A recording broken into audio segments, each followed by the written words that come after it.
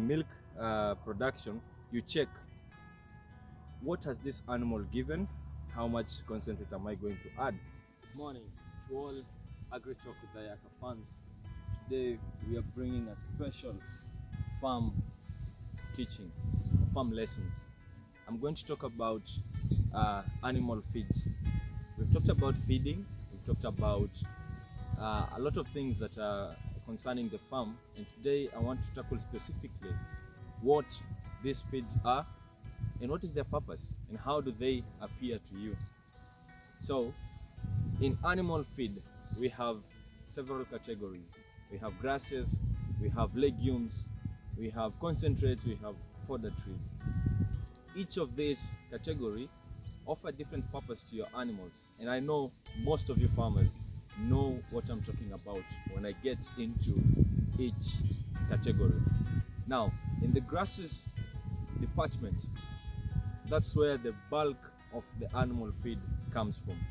I'm talking about napier, I'm talking about bracharia grasses, I'm talking about road grass, what else is there? Guatemala, such kind of animal feeds, right? And in napier grass, we also have different categories in napier grass. Napier grass, what most people might know, you might know super napier. That is the most prominent. I'm going to show you that in a few. We also have sugar napier, that is also good. We have junkao, we have Kakamega 1. Those are the varieties, some of the varieties, just to mention a few, that are in the napier grass section. We also have the red napier, the Australian red napier. That is also amongst them. I'm going to show you all of them, and I'm going to discuss it right now, that the grasses family, like I've said, take around 60 to 70% of your feed, which means the feed that you're giving your animal should consist of, the bigger portion of it should be the grasses.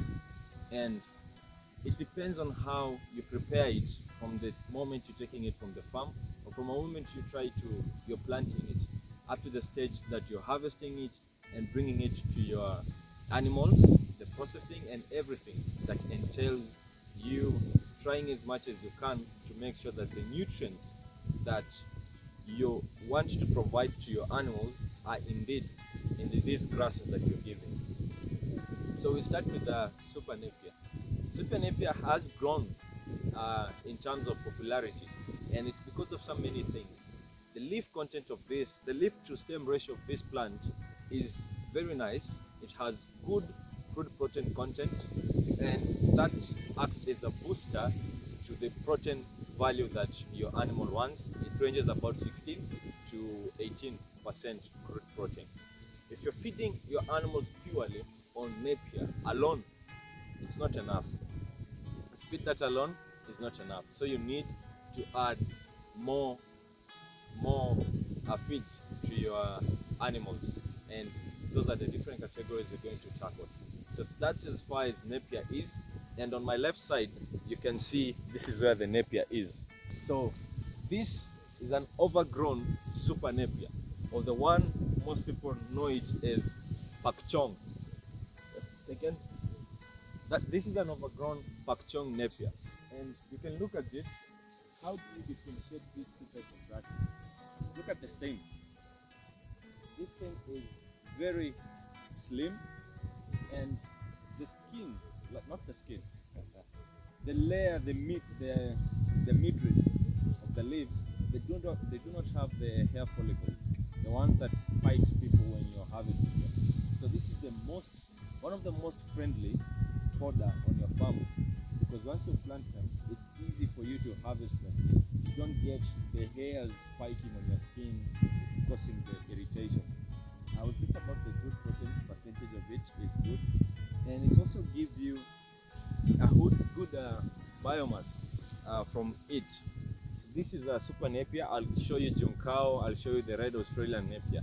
Now on other grasses, we have the ones that are mostly used to make hay. We have understood this one can be used to make silage. So we have other type of grasses that can be used to make hay. So this is how the pak chong looks like. We have bracharia there on the floor, as you can see. So bracharia comes in different varieties. We have Mlato 1, Mlato 2, which is mostly for people who are in arid areas because it is drought resistant. And then we have the Guinea grass. It's very tall, but this one has overgrown. It's also a cut and carry. You can use it for in your goats. You can use it as hay. So such types of grasses. So that is a maize or corn that is being used to make silage, or you can chop it and use it directly to your feeds. You see, you harvest it after it has attained the milk stage period, and it's actually the perfect time because that is the moment that the nutrients are in the plant that you need to use on your crop.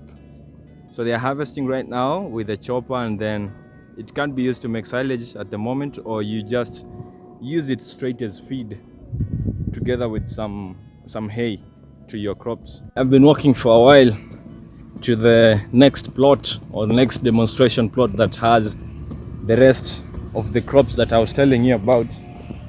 It is hot out here, very hot. Wish I wore a cape, but here we are. This is how the plot looks like. And finally, we are here.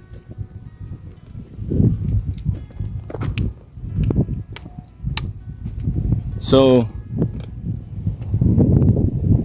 we have the same grasses as what I had shown you before. See, the whole of this plot to the end, it's full of grasses. And then we go into the fodder trees.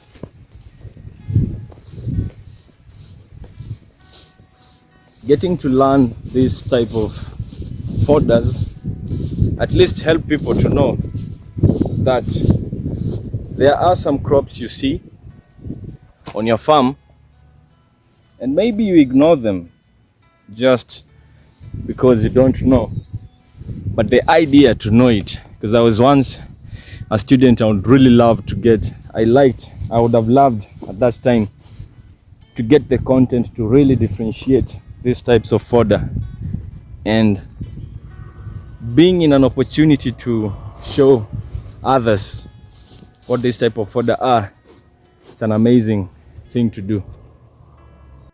We're kicking it off with Caliandra. And how do you differentiate Caliandra from other fodder trees like Sesbania, like Lucina? So we have this Caliandra, and from the look of it, you can see it has some distinct differences. You see the flowering is red. These filaments, they are red, and when you look at the color, it has a deep green color. That's how you know what type of fodder that is. That is a Caliandra. Next we have the Sesbania trees, and that's how they look like. You can look at the podding system. It's not that thick green like the Caliandra, and you can see the pod system is different. I'm looking for the flowers. Fortunately, the flowers aren't there, but you can see from there that it's quite different from the Caliandra, and those are the types of fodders that you can use to feed like your small ruminants. We also have moringa tree, which is it's also herbal. Some people use it as a herbal tree. They get the leaves or the barks and the seeds, and they use it for their herbal purposes. And then we have this one, has some raspberries on there. This is it's an afternoon snack. Quite bitter because they are not ripe, but it's also supplementation to me. and sweet also at the same time. So they have not yielded that much, but it's been a week since I came here, so you can see it's nice.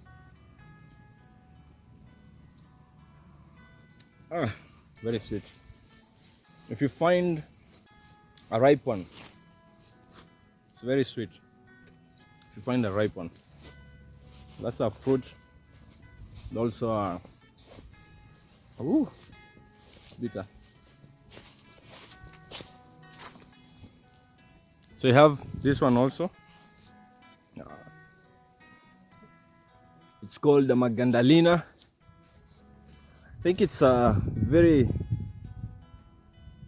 common plant. I remember when I was in Busia County, the home there, it was really dominant, like in a fence type kind of way, grows at the fence. So that's also feed. Then you have the red napier. Like I promised before, let me get an angle that can show you the redness of it. When you look at the stem are quite very red. So that is the red napier, and it also has a very good crude protein. Just a second, something has gone into my eyes.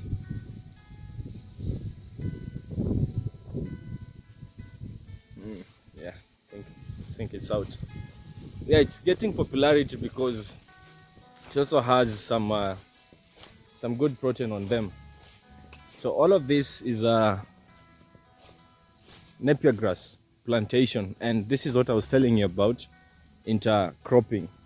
So you plant the napier and then you put in some other leguminous plants to make sure that when you're harvesting them, you're harvesting almost a complete feed. Another red napier. So it's not that much prominent. So you'll find that most people are just still doing like seed multiplication. So you plant it, leave it to mature, and then you transplant again, so that to increase the seeding of it. Red napier, and then all the grasses are here. The chloris again. So there's one I am looking to show you, wondering why I last saw it. It's supposed to be here somewhere. Let me search for it. Where are you, buddy? Where are you? Yeah, got it. Guatemala. This is what I was telling you. It has also a very nice good protein. And you can see the herbage per hole that you plant. It really gives a good herbage, which ensures you that the digestibility is going to be high. So that is Guatemala. It is also resistant to drought. And if you're in a place where you can't plant the common napier because the drought does not help you, or drought becomes like a hindrance, Guatemala becomes a better solution, is for energy feeds. So in this field of feeds and feeding, the most important thing that people should try, as farmers or as students should try to know, is what quantity are we feeding our animals? What quantity should we give to our animals? And it's quite simple. It's very simple. Now, the main reason why we have gone through all of these pastures is to drive to one point, and the point is the quantity that we should be feeding our animals. Remember, we've said we have grasses, we have legumes, we have fodder, trees, we have conserved feed, which involves the hay and the silage. We have concentrate also. So in all of that spectrum of feeds, we have different proportions that you should be feeding to your animals. As we've said, the bulk of it should come from the grasses or the energy giving feeds, which involves the Napier, the Guatemala, like you've seen, the grasses, the hay, the silage. Those should form the biggest portion of your feed. Now, in a 500 approximately animal, take that as an average, an animal is supposed to take, for proper feeding to happen and for you to get good production, and at the same time the animal to maintain some feed or some nutrients for its growth, it should take around 6% of its body weight. So 500 kg animal, that is about 30 kgs. That's about 30 kgs.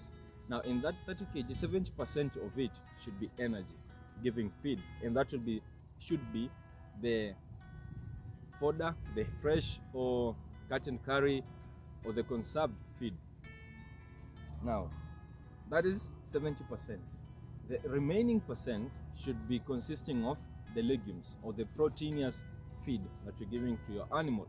If you're a dairy farmer, that one is specifically for growth and milk production. Where does concentrate come in? Where does dry matter come in? Because information is out there. You might think that as much as you're mixing a dry feed into a common feed, that you're giving dry matter. In its word alone, it can mean that, but scientifically it shows a different purpose. Okay, so if, let's take for an example, you've cut a napier from your feed. What is the first thing that you should do? You can't feed that napier to your animal straight from the land or straight from the plantation or where you've grown it. Why should you not feed it like that? It means the feed that you've cut it has high moisture content of more than 50% moisture content. If you're giving that feed straight to your animal, remember we want to attain 30 kg dry matter. Okay, so if you cut that feed straight from your farm and you're giving it to your animal, the animal will consume less of it and it will feel full and it will go rest. Why? Because most of that feed that you've given is purely water. So it will fill the rumen and the animal will think it has fed to its satisfaction. But in the real sense, the nutrient that animal has acquired is less, because the dry matter content is what that has the nutrients. I don't know if you're getting the sense I'm trying to drive, but in a feed that you're giving your animal, if it's fresh, the biggest portion of it is water. Okay, that is what you want to eliminate. You want to remain with dry matter content, which has all the nutrients that the animal needs. So why do people give fresh feed and then they take a dry feed to give there? Now let's talk about dry feed in quotes. Hay is a dry feed, but when does hay become a feed rather than a dry feed? It comes to the point of harvesting the food, the animal, the crop that you're using as hay. Let's take for an example, Chloris Guyana. We've said harvesting it should be at around 6 to 8 weeks. Okay, that's around 2 months. That's around 2 months. At the first flowering stage, same to alfalfa or lucerne, same to them. Why should we harvest it at that time, and why not beyond that time? It's just simple. Beyond that time, once the crop is maturing, it changes the purpose. It's now growing onto reproduction. By that means it is focused itself on giving seeds and such kind of stuff, which means all the nutrients that were in this animal are getting depleted. So that's why you should harvest it at the right time. Why? Because at the right time, you make sure the nutrients are available, you dry it, you wilt it, and then you give it to your animal. It will be dry, yes, but the nutrients are there. If you leave your feed to over dry, it means it's overgrow. It means it's using its nutrients that were in the plant, and what is remaining behind it's purely fiber. And fiber alone does not have enough nutrients to sustain your animals. Remember, all this energy giving food that we are giving to your animal, they have that fiber and energy. So that's where the confusion comes in. If you're feeding dry feed, you think you're feeding dry matter, but it's not dry matter, it's just dry. But it can be dry, but well prepared or processed, from harvesting to preparation to storage and then feeding your animal. Now, if you're mixing that, you've cut your feed, you've wilted it, let all the moisture drain out. Approximately 24 hours is enough to wilt the crop that you're using as a feed. After that, you can process it and give it to your animal. That is the dry matter that we are talking about, the 30 kilograms. 30 kilograms should not mean wet. Where does the concentrates come in? Because you find some people have focused more on concentrates and they have left this bulk side of food to be less. The main agenda of concentrate is to supplement the energy of the protein missing in this feed, like a plant feed. So if you're giving your feed and you're offering concentrates is given mostly, let's say like in dairy animals, concentrate is given based on production. Not all animals should get the concentrates, okay? So if you have a lactating mother, you give concentrate based on her production, okay? They should not all be getting the same. That's why farmers should know to separate animals on your farm based on the level of production. So you know the animals in this section, this is what they're feeding and this is the amount of concentrate they should be having. That's been taken care of. You make sure that in every milk intake, production, you check what has this animal given, how much concentrate am I going to add. You have to get to a point where you realize beyond this point there is no increase in milk production, so that you don't waste the concentrate. Remember, our aim is to make profit. So if you keep on pouring concentrates, which you're buying and they are expensive, you're losing returns on your farm. So you have to be cautious. Farming is all about being cautious on what you're doing, not the traditional way you just give it. You have to make sure each step you're recording, you're detecting what is happening. That's why milk production for every animal should be taken, and record keeping is very, very essential on your farm. Record keeping on feed and on production, milk wise, and the type of feed or the quantity of feed that you're giving your animal. It has been a great talk. It has been a great walk on the farm. I believe I have been able to explain some. I have been able to show you some of these plants. I have been able to show you, to tell you when to harvest them, how to prepare them before you're giving to your animals. Hopefully you shall be making silage soon, and then I'll also give you an idea on how this silage should be made on your farm. This is AgriTalk with Ayaka, and if you haven't subscribed, kindly subscribe, hit the like button and comment on what your take has been on this video. See you on the next one. A peace.